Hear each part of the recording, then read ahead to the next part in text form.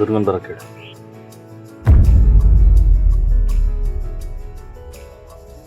ಯಾಕೆ? ಅದೆಲ್ಲ ನಿನ್ಗೆ ಯಾಕೆ? ಹೇಳ್ದಷ್ಟು ಮಾಡು. ದುರ್ಗಾ ಅವರು ತುಂಬಾ ಬ್ಯುಸಿ ಇದ್ದಾರೆ.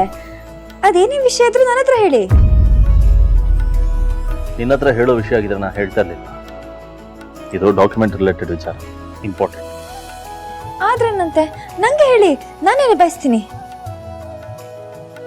ಅದು ನೀನು ನಿಭಾಯಿಸುವಂಥ ಕೆಲಸ ಅಲ್ಲ. ನೋಡಿ, ಜವಾಬ್ದಾರಿ ಏನೋ ಕೊಡ್ತೀರಾ, ಆದ್ರೆ ನಿಭಾಯಿಸಕ್ಕೆ ಬಿಡಲ್ಲ. ನಂಬದಿದ್ರೆ ಪೂರ್ತಿಯಾಗಿ ನಂಬೇಕು, ಇಲ್ದೆ ಹೋದ್ರೆ ನಂಬಲೇಬಾರ್ದಪ್ಪ. ಅಲ್ಲ, ಈಗ ನಂಗೆಲ್ಲ ರೆಸ್ಪಾನ್ಸಿಬಿಲಿಟಿ ಕೊಟ್ಟಿದ್ದೀರಾ ಅಂದ್ಮೇಲೆ ಇದನ್ನು ನಾನೇ ಮಾಡ್ತೀನಿ.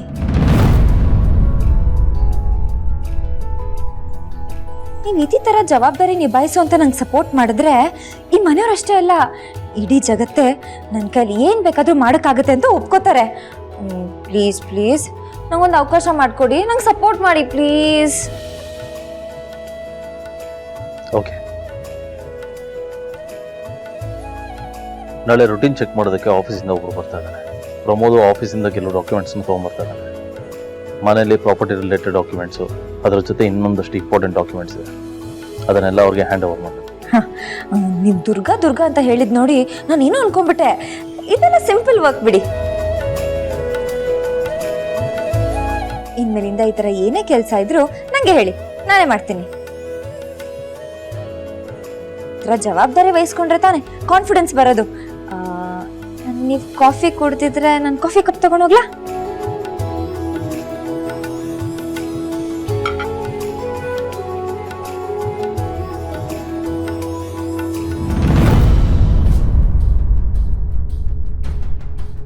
ನೋಡಿದ್ಯಾ ಅಕ್ಕ, ದುರ್ಗಾ ಅಕ್ಕನಿಂದ ಒಂದೊಂದೇ ಅಧಿಕಾರ ಕಿತ್ಕೊಳಕ್ ಹೊರಟಿದ್ದಾಳೆ.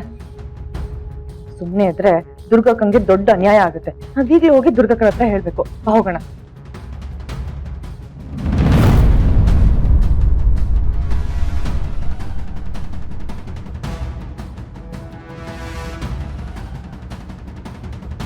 ಅಕ್ಕ ಅಕ್ಕ ಅಕ್ಕ ಅಕ್ಕ ನಿಮ್ಮ ಹತ್ರ ಒಂದು ಇಂಪಾರ್ಟೆಂಟ್ ವಿಷಯ ಮಾತಾಡ್ಬೇಕಿತ್ತು.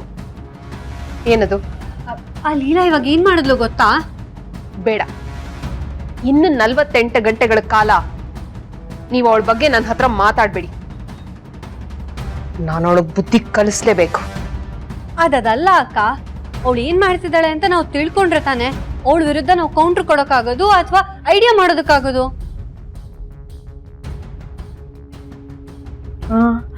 ನನ್ನ ಹತ್ರ ಒಂದು ಐಡಿಯಾ ಇದೆ. ಸಾಕು, ನಿಮ್ಮ ಚಿಲ್ಲರೆ ಐಡಿಯಾಗಳು ಕೇಳಿ ಕೇಳಿ ನನಗ್ ಸಾಕಾಗೋಗಿದೆ. ಈ ಸಲ ನಾನೇ ಅವಳಿಗೆ ಡೈರೆಕ್ಟ್ ಆಗಿ ಹೊಡಿತೀನಿ. ನಿಮ್ ಜೊತೆ ಡಿಸ್ಕಸ್ ಮಾಡ್ತಿದ್ರೆ ನನ್ನ ಐಡಿಯಾಗಳು ಡಿವಿಯೇಟ್ ಆಗುತ್ತೆ. ಅಂದ್ರೆ ನಾವು ಮಾಡೋ ಐಡಿಯಾಗಳೆಲ್ಲ ಡಬ್ಬ ಅಂತ ಹೇಳ್ತಿದ್ದೀರಾ? ಅದನ್ನ ಬಾಯ್ಬಿಟ್ ಬೇರೆ ಹೇಳ್ಬೇಕಾ?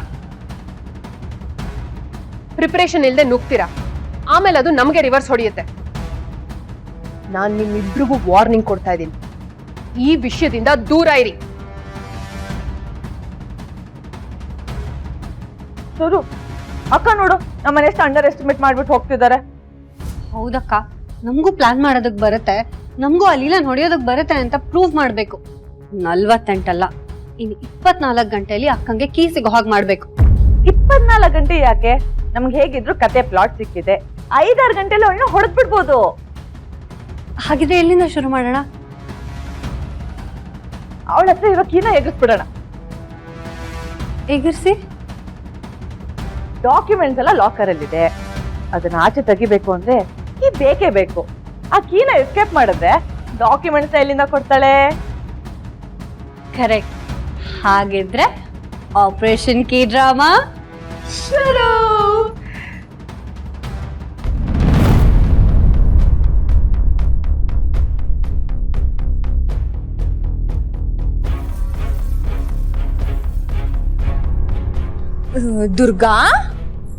ದುರ್ಗಾಂಬ, ಸೊಸೆ ನಂಬರ್ 1 ಎಲ್ಲಿದ್ಯಾ?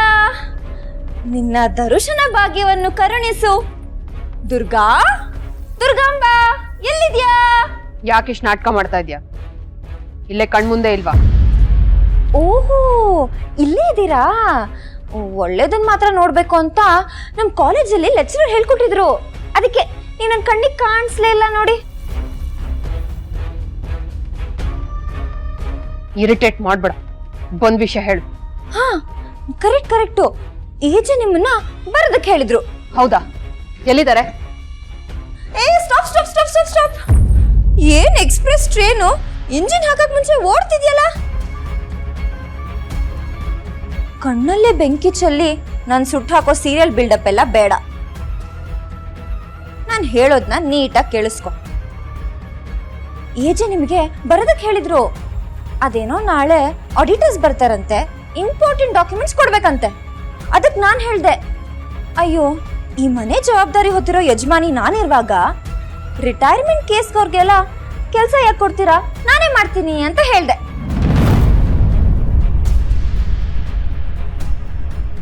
ಇನ್ಮೇಲಿಂದ ಹೀಗೆ ಎಲ್ಲೆಲ್ಲಿ ದುರ್ಗಾ ಹೆಸರು ಬರ್ತಿತ್ತೋ ಅಲ್ಲಿ ಲೀಲಾ ಹೆಸರು ಬರೋ ಹಾಗೆ ನಾನ್ ಮಾಡ್ತೀನಿ. ನಾನಿದನ್ನ ಯಾಕೆ ಹೇಳ್ತಿದ್ದೀನಿ ಗೊತ್ತಾ? ಹೊಟ್ಟೆ ಉರ್ಸ್ಬೇಕು ಅಂತ ಅಲ್ಲ, just for information. By the way, time ಎಷ್ಟು? 5:30. 48 ಗಂಟೆಯಲ್ಲಿ ಇದನ್ನ ಮೈನಸ್ ಮಾಡಿ ಎಷ್ಟು ಟೈಮ್ ಇದೆ ಅಂತ ನಿಮ್ಗೆ ಗೊತ್ತಾಗತ್ತೆ. Bye darling, time is running. Keys with me, do something. ಬಾಯ್.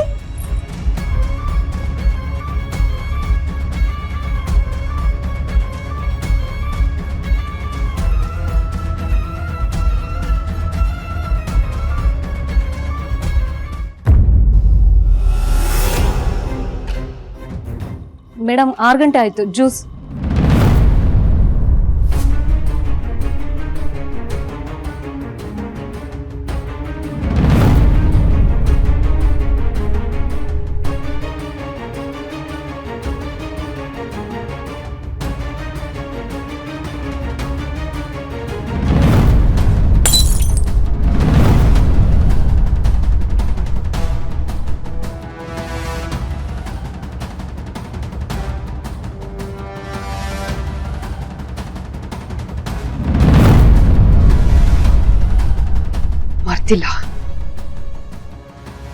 ನಾನು ಮರ್ತಿಲ್ಲ ಲೀಲಾ, ಮರೆಯೋದು ಇಲ್ಲ. ಇನ್ನು 48 ಗಂಟೆ ಒಳಗೆ ನಿನ್ನನ್ನು ಹೊಡಿತೀನಿ.